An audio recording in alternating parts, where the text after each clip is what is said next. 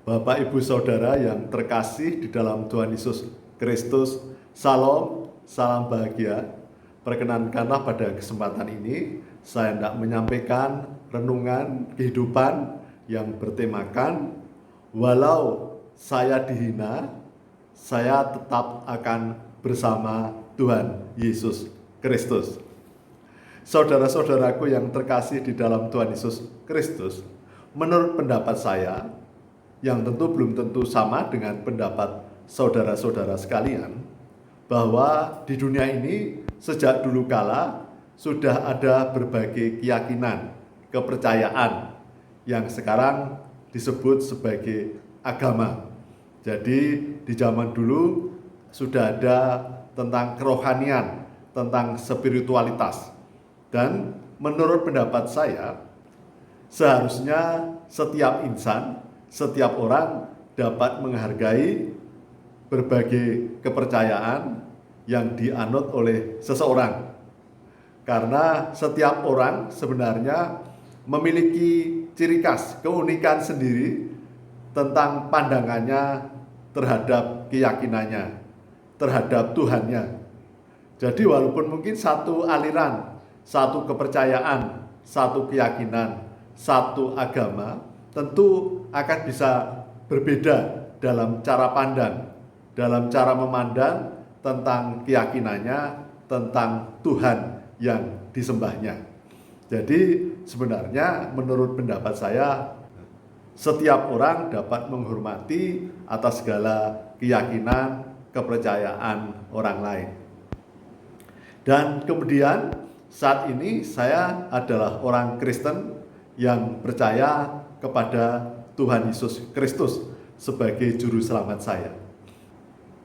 Dan saya tetap akan menjadi orang Kristen yang percaya kepada Tuhan Yesus Kristus, walaupun mungkin ada yang menghina saya, ada yang menganggap saya bodoh, ada yang menganggap saya dungu, dan sebagainya. Karena apa? Karena yang pertama, saya menjadi Kristen bukan saya yang mencari, namun Tuhan yang mencari dan memanggil saya. Saya menjadi Kristen karena ikut ibu saya, dan saya menjadi senang menjadi orang Kristen karena pada waktu itu saya masih kecil dan saya senang jemaat Tuhan yang beribadah di gereja memuji, memuliakan nama Tuhan dengan puji-pujian, dengan nyanyi-nyanyian, dengan sukacita, sehingga saya senang menjadi orang Kristen. Jadi sesederhana itu saja. Kemudian setelah tahapan di dalam perjalanan kehidupan saya semakin dewasa, maka kemudian saya dapat memahami mengapa saya menjadi orang Kristen dipanggil Tuhan. Saya memahami tentang bagaimana teladan Tuhan Yesus Kristus. Tuhan Yesus Kristus sebagai pemimpin, sebagai gembala atas umatnya, telah memberikan keteladanan dalam hidupnya. Tuhan Yesus Kristus sederhana. Tuhan Yesus Kristus senantiasa berbuat baik. Dan kemudian Tuhan Yesus Kristus sebagai pemimpin juga telah membuat mujizat, menyembuhkan orang sakit, mengusir setan, bahkan juga membangkitkan orang mati menjadi hidup kembali. Kemudian ajaran-ajaran Tuhan Yesus Kristus adalah sungguh luar biasa menurut pendapat saya, karena Tuhan Yesus Kristus mengajarkan tentang kebenaran, untuk mengasihi musuh, untuk mendoakan musuh, untuk memberkati orang yang membenci kita. Kita tidak boleh membalas hinaan, makian dengan hinaan, namun kita tetap harus penuh kasih kepada orang yang membenci kita, terhadap musuh kita, terhadap orang yang menyakiti kita. Kita tidak boleh membalas, namun bahkan justru harus mendoakan, memberikan berkat, bahkan menolong ketika mereka perlu bantuan.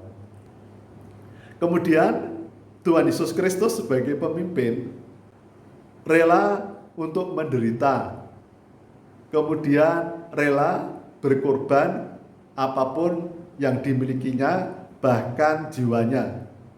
Tuhan Yesus Kristus berkenan wafat, menderita di kayu salib, dianiaya, kemudian wafat di kayu salib demi keselamatan manusia. Jadi Tuhan Yesus Kristus menurut saya menjadi pemimpin yang lengkap, paripurna, dan sempurna.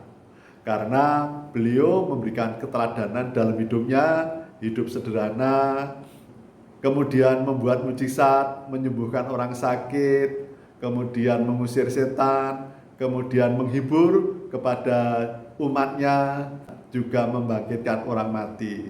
Dan kemudian juga ajaran-ajarannya adalah ajaran-ajaran yang luar biasa, yaitu ajaran kasih. Bukan hanya kasih kepada para sahabat yang senang kepada kita, yang memberikan kebaikan kepada kita. Bahkan sebagai orang Kristen, saya harus belajar berusaha dapat mengasihi orang-orang yang membenci kita, yang menyakiti kita, yang memfitnah kita, yang mengkhianati kita. Itu adalah ajaran-ajaran Tuhan Yesus Kristus. Kemudian Tuhan Yesus Kristus berkenan datang ke dunia. Tuhan yang Maha Kuasa, namun juga Tuhan yang Maha Kasih. Tuhan berkenan datang ke dunia menjadi manusia, hidup sederhana, hidup dalam keteladanan, dan kemudian rela menderita, mengorbankan hidupnya demi keselamatan manusia.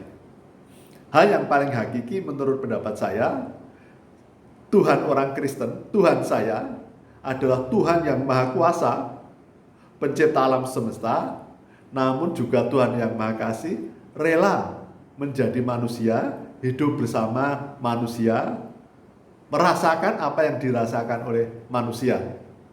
Jadi keberpihakan kepada manusia. Dan kemudian Tuhan juga rela untuk berkorban atas nyawanya demi keselamatan manusia.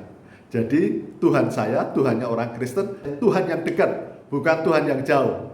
Tapi Tuhan yang hidup bersama manusia di dunia. Bahkan saat ini Tuhan di dalam Roh Kudus berkenan bersemayam, berkuasa di dalam hidup kita, di dalam diri kita, di dalam hati kita, di dalam pikiran kita, di dalam jiwa dan roh kita. Jadi Tuhan bersama kita saat ini. Mengapa Tuhan berkenan dan dapat hidup bersama kita? Karena kita yang berdosa telah ditebus, dikuduskan oleh Tuhan Yesus Kristus di salib. Sehingga Tuhan yang Maha Suci dapat bersama dengan manusia yang berdosa. Sebelum Tuhan Yesus Kristus rela disalib dan wafat di kayu salib, maka Tuhan yang suci, kalau manusia dekat dengan Tuhan, maka manusia akan mati. Karena Tuhan adalah api kudus yang suci, yang dapat membakar segala kegelapan dan dosa-dosa.